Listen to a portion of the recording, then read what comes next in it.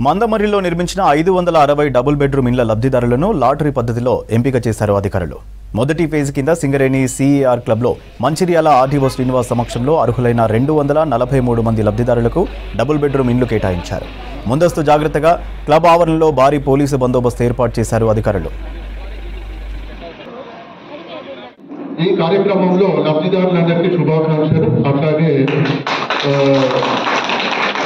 మా తహసీల్దార్ గారు చెప్పినట్లుగా ఎవరికి ఎటువంటి అవకతవకలకు లోను కాకుండా ఖచ్చితంగా పారదర్శకంగా నిర్వహించాలనే ఉద్దేశంతో మీ అందరి సమక్షంలో ప్రార్థిస్తున్నాము.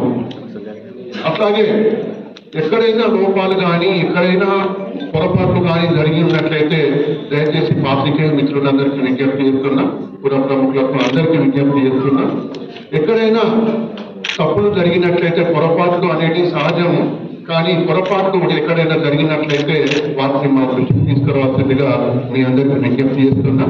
పొరపాట్లకు తావు లేకుండా చేయాలనేదే మా ఉద్దేశము. కాబట్టి అందరూ సహకరిస్తారని భావిస్తున్నా.